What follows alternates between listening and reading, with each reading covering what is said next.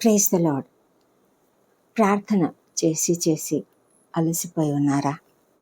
ప్రతిసారి ఒక విషయాన్ని ఏం చెప్తాం దేవునికి ఏమైనా తెలియదా? ఎన్నిసార్లు చెప్పినా ఇంతే కదా, నాకైతే జవాబు రావడం లేదు అని ఫీలింగ్తో ప్రార్థన చేయడం మానివేస్తూ ఉన్నారా?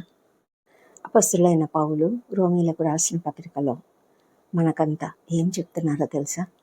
నిరీక్షణ గలవారై సంతోషించుచు, శ్రమయందు ఓర్పు గలవారై, ప్రార్థనయందు పట్టుదల కలిగి ఉండుడి అని చెప్తూ ఉన్నాడు. నిజమే కదా. చిన్నప్పుడు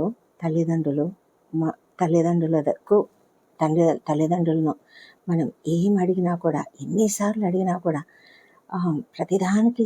ప్రతిసారి జవాబు చెప్పాలి. ఒకవేళ ఒకే విషయం పదే పదే అడిగినా కూడా మనకు తప్పకుండా జవాబు ఇచ్చేవాడు. కానీ మనం పెద్దవాళ్ళమైన తర్వాత మనం ఏదైనా ఒక విషయాన్ని పదే పదే అడిగితే ఏమంటారు? ఎందుకు ఇన్నిసార్లు అడుగుతున్నావు? ఒకసారి చెప్పాను కదా, వినిపించలేదా అని అంటారు కదా. ఎందుకని అంటే మనం పెద్దవారం అయ్యాము కాబట్టి మనం అర్థం చేసుకోవాలని వాళ్ళ యొక్క ఉద్దేశం. ఒక్కొక్కసారి చెడు విషయాల గురించి ఏదైనా పర్మిషన్ అడగాలని పదే పదే అడిగితే, నేను చాలాసార్లు చెప్పాను, నీకు వద్దు అని చెప్పాను, నేను వద్దు అన్నానంటే వద్దు అంతే అని చెప్పేస్తాం కదా. ఈ లోకపు తల్లిదండ్రులైనా, ఈ లోకంలో ఉన్నటువంటి వాళ్ళైనా, మన వాళ్ళు అనే వాళ్ళందరూ కూడా అలాగే ఉంటారు. కానీ మన పరలోకపు తండ్రి అలాగా కాదు. ఆయన ఎన్నిసార్లు మనం అడిగినా, ఎన్నిసార్లు మనము ప్రశ్నలు అడిగినా కూడా ఆయన తప్పకుండా జవాబు చెప్పడానికి ఇష్టపడుతూ ఉంటాడు. అందుకే మనము బైబిల్ గ్రంథంలో నేర్చుకునేది ఏంటి అంటే, అనేక మంది భక్తుల జీవితాల నుంచి మనం నేర్చుకునేది, మనము మన పరిస్థితులు ఎంత హోప్లెస్గా కనిపిస్తున్నా, అస్సలు పరిస్థితులు అనుకూలంగా లేవు అని అనిపిస్తున్నా కూడా మనము మంచి జరుగుతుంది, మనకు తప్పకుండా దేవుడు సహాయం చేస్తాడు అని నిరీక్షణ మనం కలిగి ఉండాలని మనము నేర్చుకుంటాం కదా. ఎంతమంది విషయంలో మనం చూసినప్పటికీ కూడా దేవుడు మన ప్రతి ప్రార్థనను ఆలకిస్తూ ఉన్నాడు. అయితే ఆయన మనల్ని రెస్పెక్ట్ చేయకుండా ఎప్పుడు ఉండడు. నీ ప్రార్థనలు పదే పదే ఒకటే ప్రార్థన మనము ప్రతిరోజు చేస్తున్నప్పటికీ కూడా ఆయన ఎంతో ఓర్పుగా మన ప్రార్థనలను వింటూ ఉంటాడు. ఆయన మనకు నిరీక్షణ కలిగి ఉండమని చెప్తున్నాడు. మన ప్రార్థనలు ఆయన దృష్టిలో ఎలా ఉంటాయంటే, ఈ బిడ్డ ప్రతిసారి ఎంతగా అడుగుతుంది, ఎంతగా ఎక్స్పెక్టేషన్తో ఉంది కదా, కాబట్టి ఈ బిడ్డకు తప్పకుండా చేయాలి అని ఒక నిరీక్షణను దేవుడు మనకిస్తూ ఉంటాడు. ఓపిక ఆయన కలిగి ఉంటాడు. నమ్మకత్వం కలిగినటువంటి దేవుడు.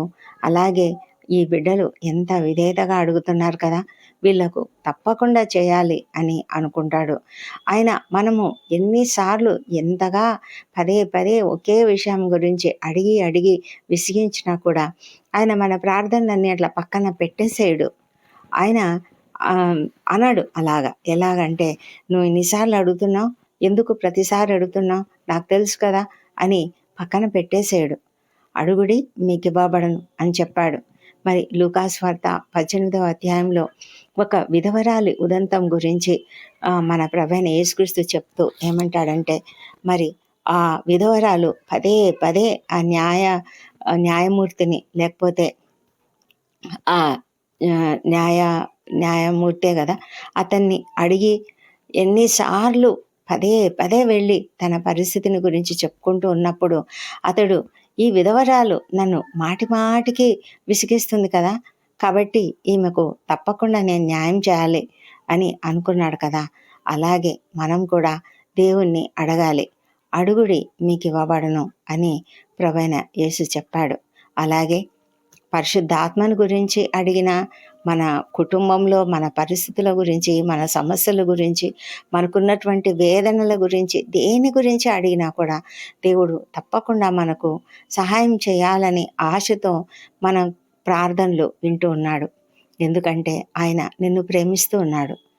నువ్వు కష్టపడుతూ, బాధపడుతూ ఉంటే ఆయన చూస్తూ అలా నీ కష్టాన్ని చూస్తూ ఆయన కూడా మరి పర్వాలేదులే ఈమె గురించి ఏం ఆలోచించాల్సిన పని లేదని అనుకోడు. కానీ ఆ వ్యక్తి గురించి వారి యొక్క కష్టాన్ని తన కష్టంగా తీసుకుంటాడు.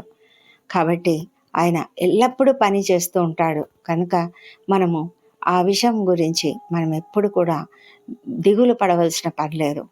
మరి అయ్యో దేవుడు విసుక్కుంటాడేమో నేను పదే పదే ఈ ప్రార్థన చేస్తే అని అనుకోవాల్సిన అవసరం కూడా లేదు. మనము అడగవలసింది తప్పకుండా హృదయపూర్వకంగా నిజముగా మొరపెట్టాలి. అలా మొరపెడుతూ ఉంటే దేవుడు తగిన కాలంలో నీకు సహాయం చేస్తాడు. ప్రభువైన యేసు మనకేం చెప్పాడంటే, మీరు అడిగినవెల్లా పొంది ఉన్నామని నమ్మండి అని చెప్తూ ఉన్నాడు కదా. విశ్వాసంతో మనం ఏం అడిగినా కూడా అవన్నీ కూడా మనకు దేవుడు అనుగ్రహిస్తాడు. అడిగినవన్నీ కూడా పొంది ఉన్నాము అని నమ్మండి అని చెప్పాడు. అదేవిధంగా యోహాను భక్తుడు మొదటి పత్రికలో 5వ అధ్యాయము 14-15 వచనములలో ఏమని రాస్తున్నాడంటే, ఆయనను బట్టి మనకు కలిగిన ధైర్యం ఏదనగా ఆయన చిత్తానుసారంగా మనమేది అడిగినను ఆయన మన మనవి ఆలకించుననున్నదియే. మనమేమి అడిగినను ఆయన మన మనవి ఆలకించునని మనం ఎరిగిన ఎడల మనం ఆయనను వేడుకొనినవి మనకు కలిగినవని ఎరుగుదుము. ఆయన విరిగి నలిగిన హృదయం కలిగిన వారికి ఆసన్నుడుగా ఉన్నాడు. మరి విరిగి నలిగిన హృదయంతో, కన్నీళ్లతో, గుండె పగిలిన హృదయంతో ఎవరైతే ప్రార్థనలు చేస్తున్నారో వారందరి ప్రార్థనలు కూడా వినడానికైనా సిద్ధంగా ఉన్నాడు. మనం చేసే ప్రార్థనలో ప్రతి పదం కూడా ఆయన వింటాడు. ఆయన ఏది కూడా పక్కన పెట్టాడు. నీ ప్రార్థనను పక్కన పెట్టే దేవుడు కాదాయన. కాబట్టి ఆ నిశ్చయితతో మనం ఉన్నప్పుడు ఆయన తప్పకుండా విన్నాడు, మనకు సహాయం చేశాడని నమ్మి మనము ఆయనకు కృతజ్ఞతాస్తుతులు చెల్లిస్తూ ఈ లోకంలో జీవించడానికి మనం నేర్చుకుందాం. నిరీక్షణ గలవారమై సంతోషించాలి, శ్రమయందు ఓర్పు గలవారమై ఉండాలి, ప్రార్థన యందు పట్టుదల కలిగి ఉండాలి. మనం ప్రార్థనను ఎప్పుడు కూడా వదిలిపెట్టొద్దు. పౌలు గారు కూడా అదే చెప్తున్నారు కదా, ఎడతెగక ప్రార్థన చేయండి అని. ప్రార్థనలు చేస్తున్నప్పుడు ఒక్కొక్కసారి ప్రార్థనకు జవాబు రాకపోగా ఇంకా కొన్ని శ్రమలు కూడా కలగవచ్చు. కానీ ఆ శ్రమలలో కూడా మనము ఓర్పు గలవారమై ఉండాలని అపొస్తలుడైన పౌలు చెప్తూ ఉన్నారు. మరి ఆయన ప్రకారము మనము నిరీక్షణ గలవారమై సంతోషంగా ఉండాలి. అంటే తప్పకుండా జరుగుతుంది, ఆయన తప్పకుండా జవాబిస్తాడు. ఈ శ్రమలు ఎన్నదగినవి కాదు అని మనము యోసేపును జ్ఞాపకం చేసుకుందాం, దావీదును జ్ఞాపకం చేసుకుందాం. అబ్రహాము ఎన్ని సంవత్సరాలు తనకు ఇవ్వబడిన వాగ్దానం నెరవేర్పు కొరకు ఎంతగా ఎదురు చూశాడు. ఇవన్నీ కూడా మనం జ్ఞాపకం చేసుకుంటూ ప్రార్థన యందు పట్టుదల కలిగి ఉండడానికి నేర్చుకుందాం. అలాంటి కృప దేవుడు మనకు అనుగ్రహించునుగాక. ఈ దేవుడి కృపావర్తను దీవించునుగాక. ప్రార్థనలోనికి వెళ్దాం. తప్పక ప్రార్థనలో ఏకీభవించండి. పరిశుద్ధమైన దేవ, సర్వశక్తిమంతుడా, నీకు వందనములు, స్తోత్రం నాయన. మా తండ్రి దేవ, ఈ దినమంతయు మీరు మాకు తోడుగా ఉన్నందుకు నీకు వేల స్తోత్రములు తండ్రి. మా పనిలో మీరు తప్పకుండా తోడై ఉంటారు. మా పనులన్నిటిని కూడా జయప్రదంగా జరిగిస్తారు. మేము నమ్ముతున్నాము, నీ యందు విశ్వాసం ఉంచి ఎదురు చూస్తున్నాము. మాకు కావాల్సిన జ్ఞానమును అనుదినము మాకు అనుగ్రహించమని వేడుకుంటున్నాం. మా తండ్రి దేవ, మా అందరి ప్రయాణాలలో క్షేమమును, భద్రతను అనుగ్రహించండి. మా ఉద్యోగ జీవితాలలో మేము ఉత్తమమైన పనితీరును ప్రదర్శించుటకు సహాయం చేయండి. విద్యార్థులను దీవించి వారందరూ కూడా నీ యందు భయభక్తులు కలిగి చక్కగా ప్రార్థించుకొని ప్రభా నాయన పరీక్షలు చక్కగా రాయుటకు, తప్పక జయం పొందుటకు సహాయం చేయండి. ఎండవేడేమి తగ్గించండి తండ్రి. మరి వారి యొక్క ప్రయాణాలలో మీరు ఎల్లప్పుడూ తోడుగా ఉండి మరి వారిని క్షేమంగా నడిపించండి. పరీక్షల సమయంలోనైనా వారిని ఆరోగ్యంగా ఉంచమని వేడుకొంచున్నాము. మా తండ్రి, వారి రాకపోకలందు తోడుగా ఉండమని వేడుకొంచున్నాం తండ్రి. మా ప్రభానైనా మరి అందరూ కూడా ఉత్తమమైన ఉత్తీర్ణత పొందుకున్నట్లుగా సహాయం చేయండి. ప్రతి కుటుంబాన్ని దీవించండి. కుటుంబాలలో మీ యొక్క సమాధానమును కుమ్మరించండి. మరి ఎవరెవరైతే ఇంటర్వ్యూలకు ఈ దినం హాజరవుతున్నారో వారికి అందరికీ జ్ఞానం అనుగ్రహించి తప్పకుండా వారు విజయం పొందుకున్నట్లుగా సహాయం చేయండి నాయన. నిరుద్యోగులుగా ఉంటూ ఎంతోమంది నాయన మరి కృంగుదలకు గురై ఉన్నారు. వారిని అందరినీ మీరు కనికరించండి ప్రభా. ఆర్థికంగా ఇబ్బందులు కలిగి ఉన్నారు, అప్పుల సమస్యల్లో ఉన్నారు నాయన ప్రభా. మీరు కనికరించి వారిని అందరినీ కూడా ఆ పరిస్థితుల నుంచి విడుదలనిచ్చి నడిపించమని ప్రార్థిస్తున్నాం తండ్రి. తండ్రి నూతనంగా ఈ దినం బిజినెస్ ప్రారంభిస్తున్న వారికి, తండ్రి నూతనమైన కార్యములు ప్రారంభిస్తున్న వారికి మీరే మీ యొక్క తోడ్పాటును అనుగ్రహించమని ప్రభా, జ్ఞానం అనుగ్రహించమని వేడుకుంటున్నాం ప్రభా. మా తండ్రి దేవా, మరి ఎంతమంది అయితే వివాహముల కొరకు ప్రార్థనలు చేస్తున్నారో వారికి తప్పకుండా సఫలత అనుగ్రహించండి తండ్రి. మా ప్రభా, ఎంతమంది అయితే సంతానం కొరకు నీ వైపు చూస్తున్నారో వారిని మీరు దర్శించండి. వారిలో నీ పునరుత్థాన శక్తిని ప్రవేశపెట్టి చక్కటి సంతానమును అనుగ్రహించమని వేడుకొంచున్నాము మా ప్రభానైనా. మరి ఎంతోమందినైనా గర్భిణీ స్త్రీలు ఉన్నారు, వారిని అందరినీ కూడా కనికరించి ప్రభా వారికి సుఖమైన ప్రసవం అనుగ్రహించమని వేడుకొంచున్నాము మా ప్రభా తండ్రి.